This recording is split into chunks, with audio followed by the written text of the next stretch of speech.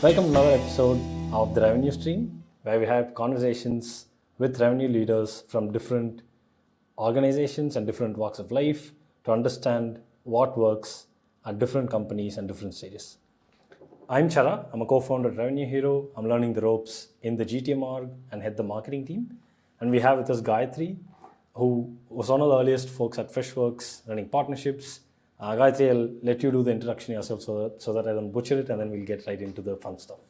Awesome. Thank you, Chara. It's so nice to be here. Like Chara mentioned, I'm Gayathri. I have over 11 years of experience in partnerships. I had global partnerships at Intercom, and I joined Intercom almost 6 months back. We're building our technology and solution partner ecosystem here at Intercom. Prior to Intercom, I was with Freshworks for almost 11 years. I joined Freshworks when we were a startup, less than 100 employees, and was an early hire in the partner team. I also had the opportunity to set up two of their biggest markets in partnerships, Europe and North America ground up, and also managed global partner strategy and ops for a couple of years in between. So I was super fortunate to be part of the partner team from day zero to post IPO at Freshworks and taking on some of that learning here to build our partnerships at Intercom as well. Nice to be here again, Chad. Awesome. That's a great journey, Gayatri, and that's one of the reasons I want to learn from somebody who scaled partnership from day zero all the way through to a massive GTM org and seen the entire journey, right? So I think that's a good segue for me to get into the questions that we have around partnership and what we think would be interesting for the broader audience, right? So I'm a founder and I'm naturally extremely curious and want to get things done quick. So anytime I think about new initiatives, new sources of pipeline, I'm always met with the question of, hey, but do you have all the structures in place to get this going, right? So on those lines, when it comes to kicking off a partnerships motion or a partnership motion for an organization, what have you seen be the necessary org structures that need to be in place before you can think about introducing partnerships as a pipeline on an organization in your company? Sure. So really when I want to try to simplify this as much as possible, right? Like how every GTM org, when you're setting up a company and getting started, they kick start with a sales team, right? I think we should start looking at partnerships in a very similar way. So as you set up your sales team, you should also set up your partner team, or at least have one person to kickstart partnership motion as you build your GTM strategy. And this will really help companies look at their entire GTM more holistically across three different channels of pipeline generation. Inbound would be one, outbound would be one, and partnerships would be another. And this is specifically for GTM. And for product team, it gives them an ability to identify which tech partners to double down on and which they can build in-house based on really their product vision. So I think it's not beyond GTM with partners, right? It's GTM plus a lot of product and engineering that benefits that you get from partners. So I would really say, as soon as you set up your GTM, it really makes sense to think about a partner strategy alongside, so it's more holistic. And then later introducing a partner component to it might be tricky and difficult. And also you're losing out on all the benefits you would have reaped from partners from your day zero. Got it. So don't just look at it as a GTM initiative. There's a lot of product heavy lifting also involved. So the earlier, the Absolutely. better. Yeah. Right? Awesome. So in your early days at Freshworks, Gayatri, when partnerships was being set up, like you mentioned, you need to look at it from a product angle as well. But what were some of the other GTM constructs or just GTM structures that you had to have in place? Like, was there somebody who was dedicated to providing support to these partners, training them, onboarding them? Like, how do you get started, and what should you be cognizant of in terms of both people and structures to get it going? Yeah, so when you get started, I again, just to keep it as simple, just have one person. And that one person can be looking at both GTM partners as well as technology partners, right? So when it comes to GTM partners, when you start off, I think it really makes sense to see who's your ICP, right? Because with GTM, it starts from your customer. Understand your ICP and try to build out your ideal partner profile based off of your ICP. And that one person will be primarily to start with focused on recruiting the right partners who can maybe be an extension of their GTM, be it for sales or for services, right? And then as you see traction, the way the GTM side of partnerships evolves is regional teams, where you have someone for Americas that includes North America and Latin America. And then you have someone for EMEA, and then maybe someone for APAC, again, depending on where your ICP is. And then evolve slowly. And that evolution would involve partner marketing, partner ops, partner pre-sales.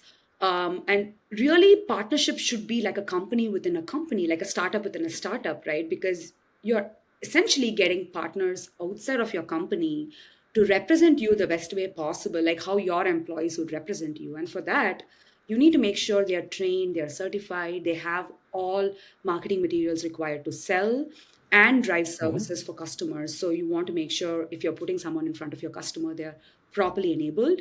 So really looking at it from a on how you would actually set up your company, you can replicate different functions in partnerships depending on the scale and growth in which you're getting from partners. But if you're just starting out, I would say one person who can just kickstart things, and that person would initially be focused on recruitment and then engagement. And then with technology partnerships, again, the way companies typically scale is have a global technology partnerships leader who's looking at both integrations, marketplace, and then again having sub-regional managers, partner managers below them, and those partner managers would focus on more regional integrations and again more regional nuances of partnerships. So again, depending on how important all of these would really be for the broader GTM, you can align based off of the stage in which you are as a company. Yeah. So, like anything else, start off simple, hire one person to run partnerships, but make sure that you at least know your ICP so that you're able to build out your IPP, your ideal partnerships profile, Correct. who are able to drive those ICPs and build pretty much a funnel, right? Yes. So one of the things that was interesting was you mentioned that partnerships is like a company within a company, right? So I just want to get into that thread. So when it comes to building pipeline for any company, right? Like you have your classic inbound funnels, you have your outbounds, and then you know the cadence, right? You run ads, you generate events, you host events, generate content, and then all that trust eventually turns into pipeline, and you're able to at some point in time get predictability of that pipeline, right? So when it comes to funnel driven by partnerships, Gayatri, how do you think about building that pipeline? Is there a cadence that you follow to continuously grow a network of partners? Just how does that funnel look like? Yeah. So again, I'm going to reinforce on the ICP because I think everything really depends on your customers. So with partners, I would tie the ICP first. So and based on every company's ICP, they need to really identify what kind of partnership makes sense for their business. And using this information, like build your ideal partner profile. And once you have that ready, it's about reaching out to the right partners. And I'm emphasizing on right, and I'll maybe get to it in a few minutes. Because while recruiting partners, what I've found helpful is really gauging how this partnership helps them in their business goals, then put together a joint business plan that meets their goals and our goals.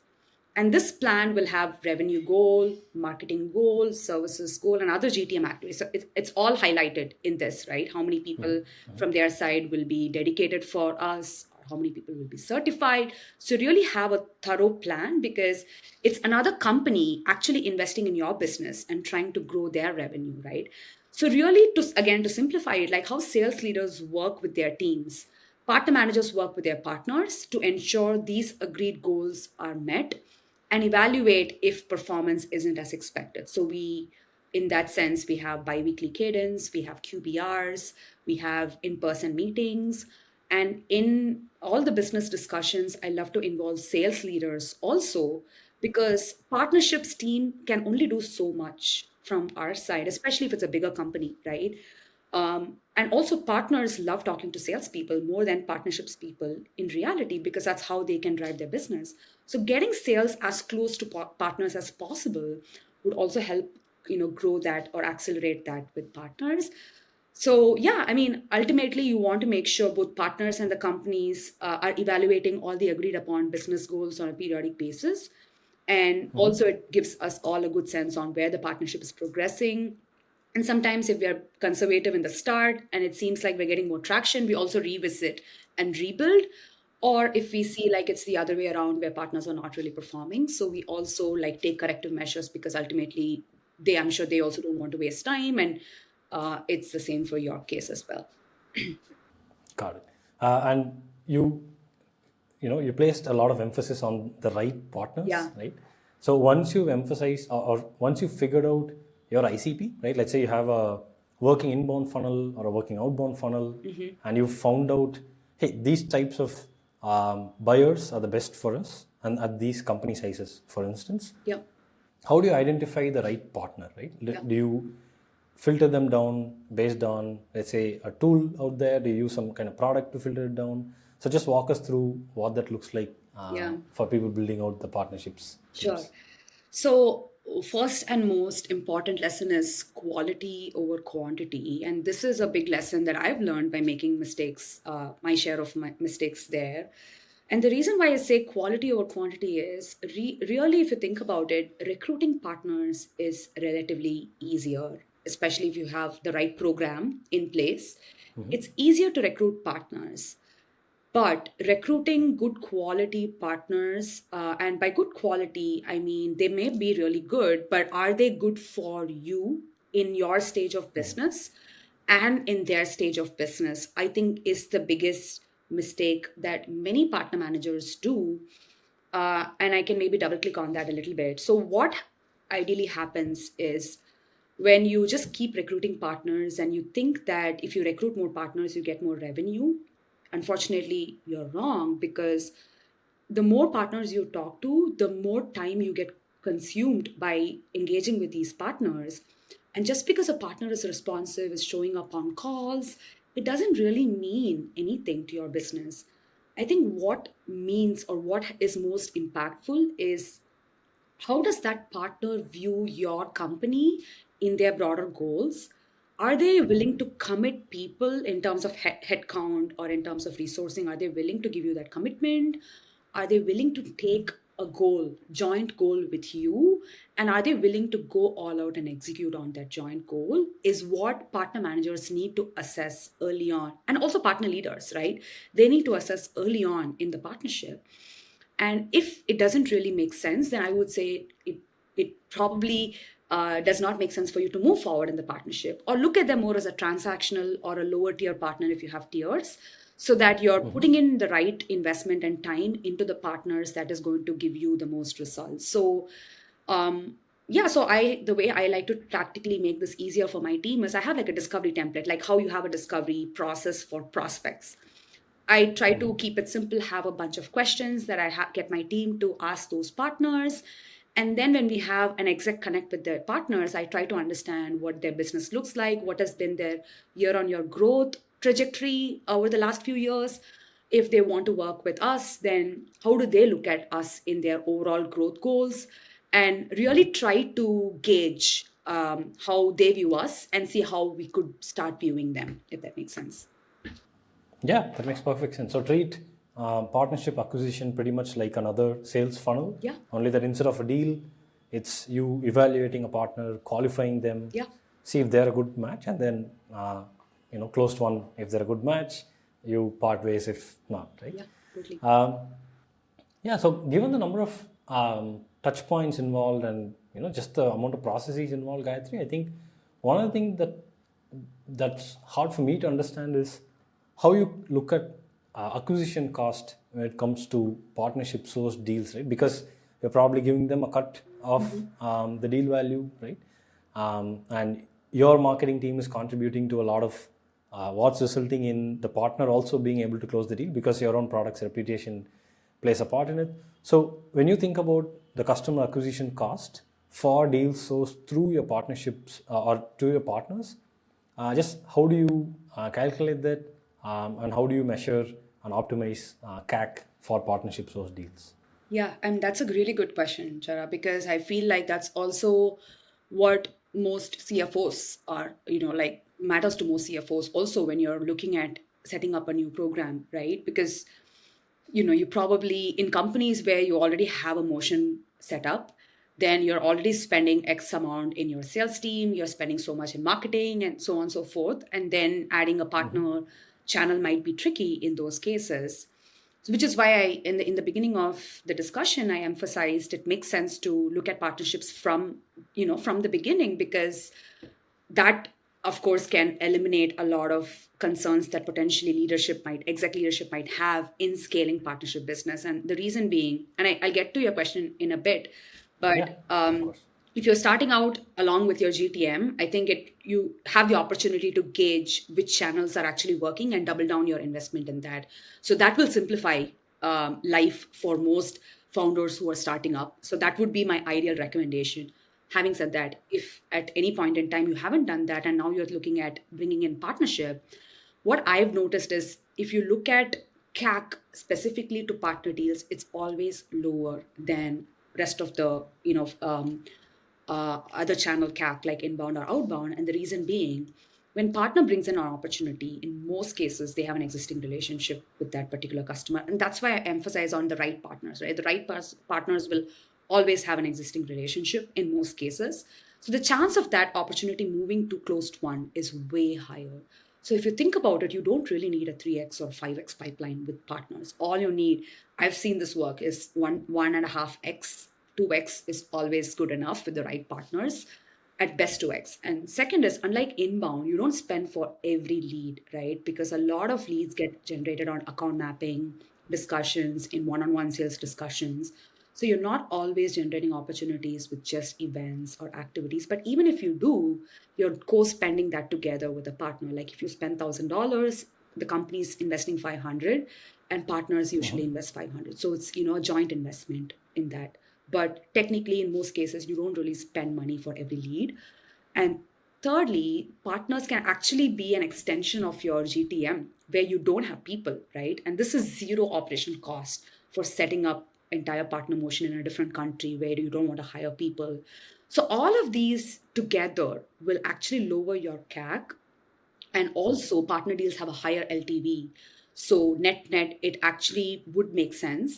But in cases where some companies have already an expensive sales motion going, there's always going to be a need to revisit how your overall GTM strategy would be structured along with partnerships. And that's going to be a larger discussion with your broader GTM team. How do you want to place people? How do you want targets to be split for your sales team? These are all way broader discussion in bigger teams which have thought about partnerships later in their GTM motion. Yeah.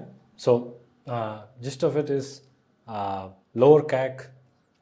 You need to generate lesser pipeline. Yeah. 1 to 1.5x pipeline is enough Yeah. for partnerships, and a higher LTV. Sounds like, hey, why wouldn't you be doing this, right? Exactly.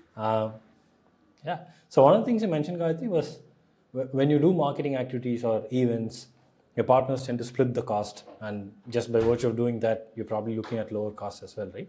So when it comes to partnerships, you mentioned events, but what have you seen work out and be really effective in terms of co-marketing activities with partnerships? Just some examples of things you've seen work out really well.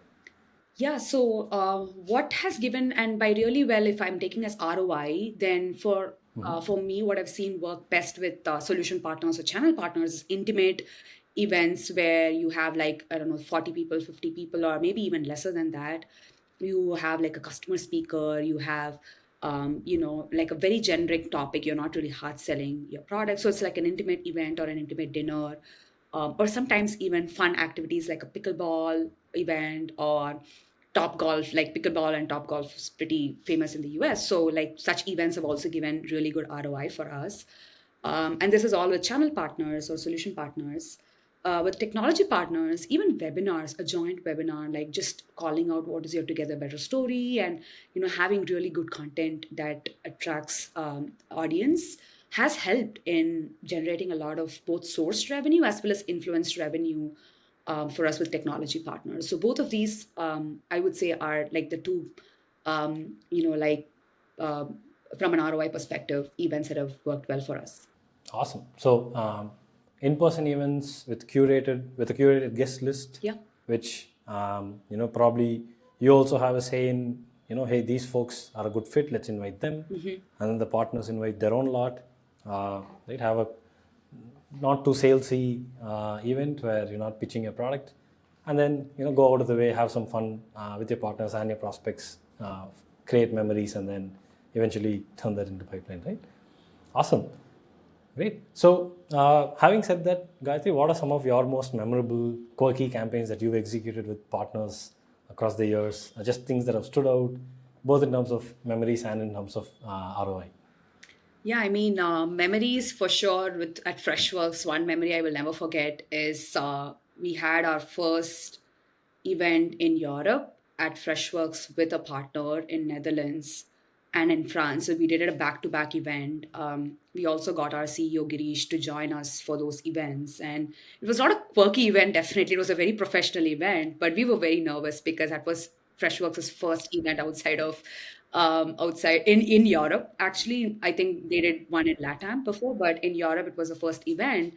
But the good news is they finally, like in the first event, we got 40 people, really good content and very well received event. And it was a big success, both the event in Netherlands and France. So that was a good win, both from an ROI perspective and also for the company to really, see the benefit of partner ecosystem within few years of setting it up. I think that was something that was definitely memorable. And off late, pickleball was something we were very skeptical about, and this was again at Freshworks. We didn't really know how it will be received, but everybody was excited. They were like, even some of our sales leadership, they were like, "Hey, I'll come if you're playing pickleball. I'll come." Ultimately, I think we got our first deal in like few weeks of hosting that event, and I think we had like a 10x ROI in that event. That worked pretty Oh, well. Top golf is also something that we do pretty regularly, at least at Freshworks. Intercom, we haven't started doing as many in-person events yet, but I'm hoping we can replicate some of them here as well. awesome. So, first European event turning out to be successful and landing large deals through pickleball. I Yeah, think is, who would have thought? yeah, right. Awesome. So, Um, since you mentioned Europe, Gayatri, one of the things that so I worked across both geographies, right? Like Yeah, working with the US customers and European customers, you see quite a lot of difference both in terms of communication, what type of selling and conversation works. So how does that work out when it comes to partnerships, right? Like what are some of the stark differences you've seen in building partnerships in the US or North America versus building partnerships in Europe and typically just non-North American regions, sure. right? Like what would you say are your biggest observations? Yeah, I mean, personally, based off of my experience and drawing this also at Freshworks, is um, so EMEA is first of all a huge region with a lot of different languages and different countries. And if you look at EMEA as a whole, UK is pretty much mainly UK and Middle East Africa and maybe Netherlands and few other regions here and there, Ireland are like some of the regions that speak English, right? But in most other countries, they require a non-English support. Ultimately, I don't know how many companies can afford salespeople who can speak all the different languages that EMEA requires. One. Two is Middle East Africa, markets like Middle East Africa, France, Germany. These are all really hardcore partner markets. And those customers expect to work with partners. They need that regional support with partners. So naturally, it does make sense for every company to be thinking about a partner motion in these countries, at least to start with in EMEA. So I think when I look at EMEA specifically, partnerships, it's just like obviously makes sense because of language reasons, the fact that they have so many different countries that they have to manage, and also that certain countries are very partner driven. So any company that wants to get into those markets have to adapt to that. When it comes to the US, or North America specifically, every company that starts out wants to look at North America as their focus market because of TAM and obviously because that's where you get most of your revenue in most cases. So in that case, there's already a sales team who is selling. It could be an inbound motion, it could be outbound motion, it could be in region, it could be outside.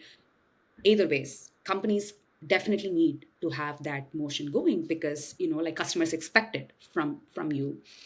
And in such cases, the way I would look at partner motion is in a few ways.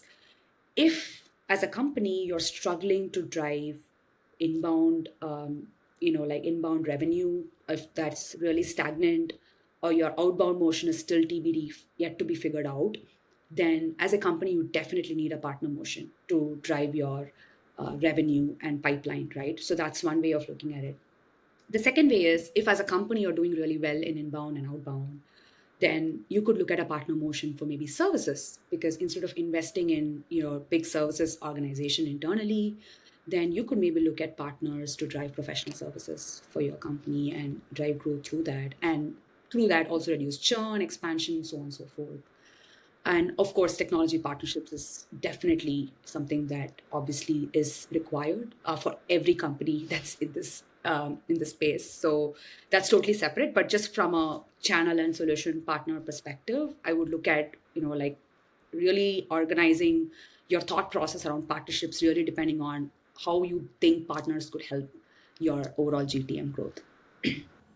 Yeah, makes perfect sense. So when you get into Europe, you're probably not as multilingual as you need to be. Correct. Hiring those many people or just folks who can speak all those languages isn't practical. So partnerships make perfect sense. Yeah. And in the US, it's just another source of pipeline. Like you mentioned earlier, much lower CAC, much higher LTV and retention. So it makes perfect sense, right?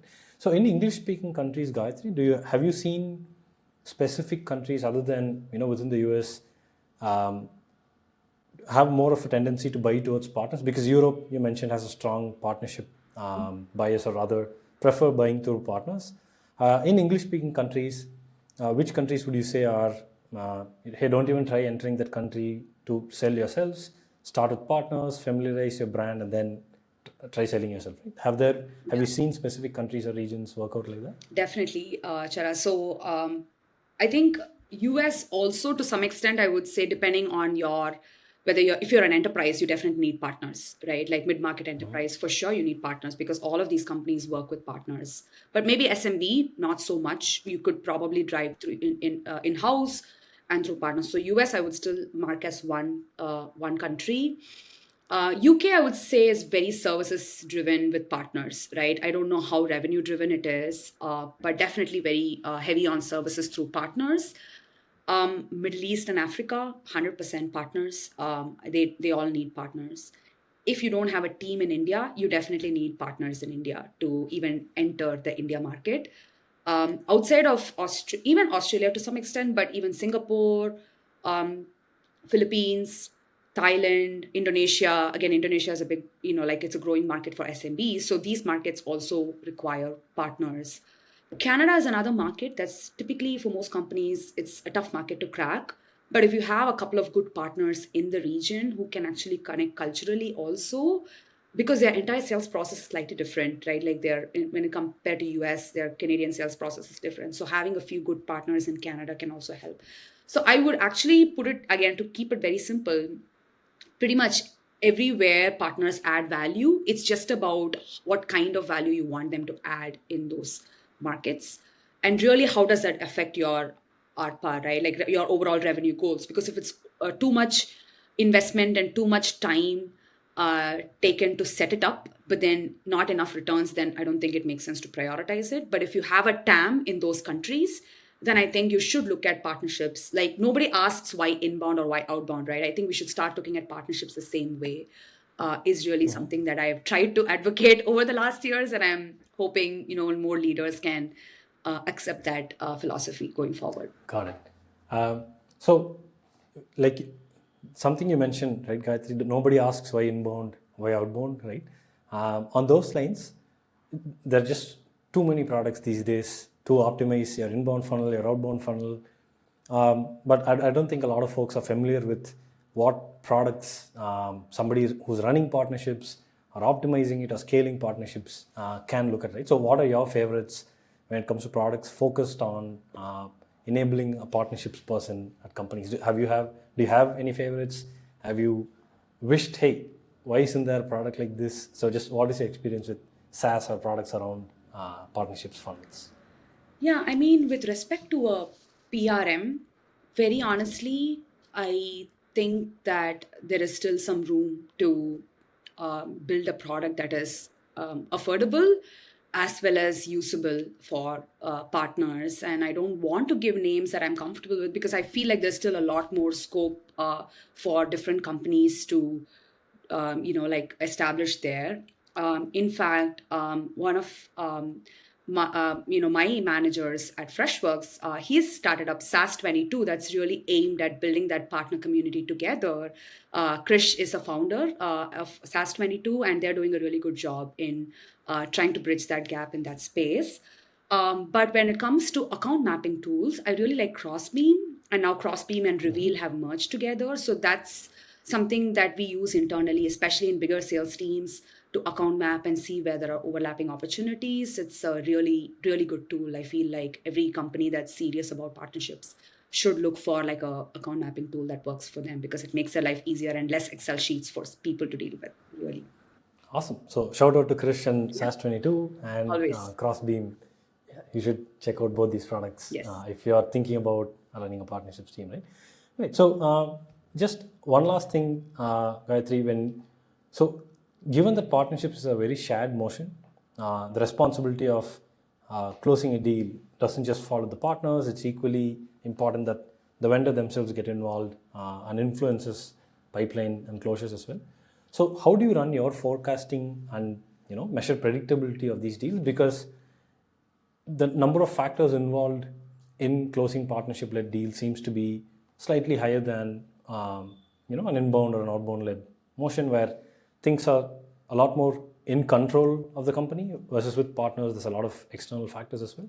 So how do you run your forecasting for partnerships, and how predictable would you say are partnership-led deals? Yeah, that's really another good question because it's something that I've made multiple mistakes over multiple years and then try to learn.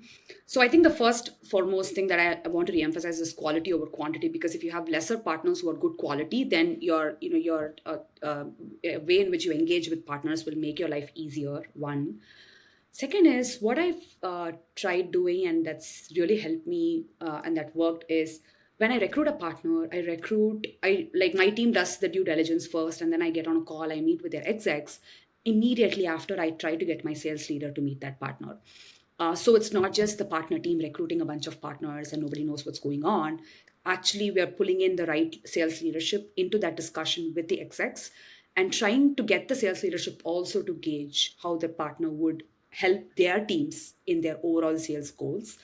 And that's worked beautifully. And from there on, if it's an in-person meeting or an event or any activity we do with the partner, including QBRs, we jointly co-own that together. And even my bi-weekly forecasting meetings, I try to get sales AEs to join some of those calls as optional if they have deals going on with their partners. So there's accountability not just from partner team side, but also from the sales side. And if services is involved, I also get services leadership to be part of those calls from the beginning, because ultimately, like you said, it's a joint effort. It takes a village to get one partner successful, and all of the entire leadership needs to be committed. Otherwise, we are not doing justice for that partner nor for yourself in trying to get that partner successful. So that's definitely worked for us when it comes to forecasting. And the other thing is, I look at our strategic partners and their forecast as a way to hit our quota. Anything that's transactional or one-off partners that actually brings us those deals is a mean to cross our quota, right? So the way I tell my team is your strategic partners should be giving you your 100% of your quota. Anything that's over 100% should be from the rest of the partners that are not strategic for us. So that's always helped my team think beyond 100%. And I also believe in the ideology of 100% is not enough. It should be always more than 100%. And we try to like just use our partner relationships and categorize the types of partners we work with to get us beyond 100% also consistently. Awesome. Like you mentioned, start off with emphasizing on quality. Make sure that your sales team is also involved in these conversations, because without them having shared responsibility, you're probably not going to Yeah. hit quotas, or at least it's going to be harder than it would be if your sales team is also involved, right? Yes. Great. So I think as a founder, I have a lot more clarity on how to approach partnerships. Thank you. Gayatri. So for people who are interested in learning more from you, where should they find you, and who are some people who you follow to learn about partnerships, communities, books, whatever your favorites are? So just give us the list so that listeners can go on ahead and learn more both from you and from your favorites. Of course. Yeah. If anybody wants to, first of all, thank you, Chara. That's I thoroughly enjoyed this because I feel like it's always good to revisit some things that work and some things that don't work, and you're also re-emphasizing that for yourself. So that's been super helpful in this chat, and I will take that on forward also. Few questions that you had asked. One, if people want to reach me, you can reach out to me on LinkedIn. I might take a few days to respond. I'm not always checking my messages, but if it's relevant, you will definitely get a response from me. Second, some people that I really go to with respect to partnerships is I always go to Anand Venkatraman. He was a SVP of partnerships at Freshworks for four plus years, and he also scaled the revenue from partners from where it was to where it is right now. So he's definitely one of my go-to leaders. Krish Ramachandran that I mentioned, he's also one of my other go-to leaders. I also go back to few sales leaders that I work with. Brogan Taylor is still a VP of enterprise sales at Freshworks. He's a big advocate of partnerships at Freshworks, and have had a lot of great learnings from him.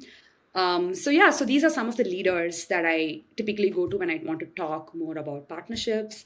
When it comes to communities, I have been part of Partnership Leaders. It's a community that I joined a little over a year back. The community just brings everybody in partnerships together. In fact, even last month, we had an event in Chicago where we had like 1,000 plus partnership professionals in one room, and like for 3 days, like sharing different ideas on what worked, what did not work. Asher Matthews, one of the founders of that community, and he is amazing, extremely helpful, and the entire community is great. So if you want to check it out, or if anybody wants to check them out, you should. But yeah, these are some of my go-to people and communities. Awesome. That's a ton of great shout-outs. I'll be sure to add links to all of those so that listeners can go on ahead and follow these folks, join the communities. Great. Gayathri, it's been great chatting with you on the revenue stream. Thank you so much for taking time. Thank you, Chara. And we hope you all take away something from this conversation. Thank you, Chara. It was great chatting with you as well. Thanks again for having me.